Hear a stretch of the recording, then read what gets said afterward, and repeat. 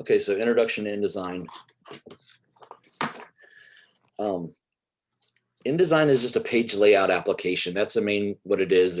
You take like this page right here. I laid out in InDesign.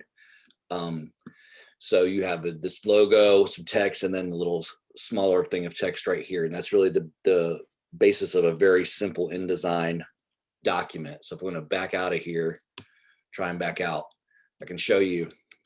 You have this, basically an image. This is a block of text, and then this is another block of frame of text.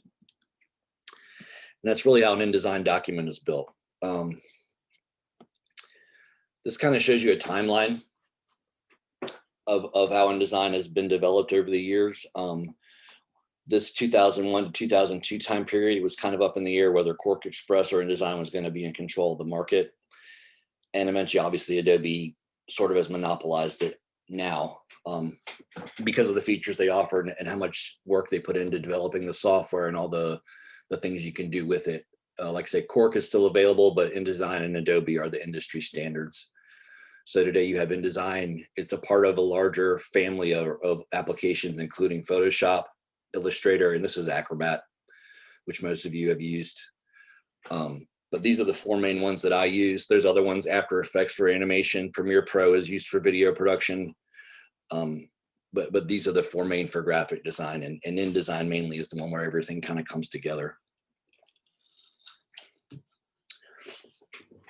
So really what InDesign is, the benefit of it and why I don't use, Photoshop or Illustrator for things like this is because I can, with an InDesign document, I can pull in these images. Doesn't matter really what resolution they are. I can resize everything. And when I output it, it's going to be seen as kind of this one complete document as opposed to just a collection of images. And I have a lot of control over how I can move these things around.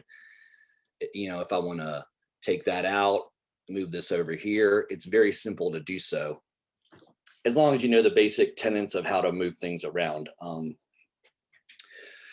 So this page right here is built up of a few kinds of different objects. Like this top row, these are all images. They're graphics I pulled off of Google, just looking up InDesign logos, and I brought these into this document and placed them along this timeline in a certain way. We also have down here, the other thing making up this document is these text boxes here. There's the ones that contain the text here and also a couple down here. When I'm creating these type of things, I really just take that. I have one of them, and you can kind of just drag and copy these things over in order to create a timeline like this. And we'll get into how you copy stuff.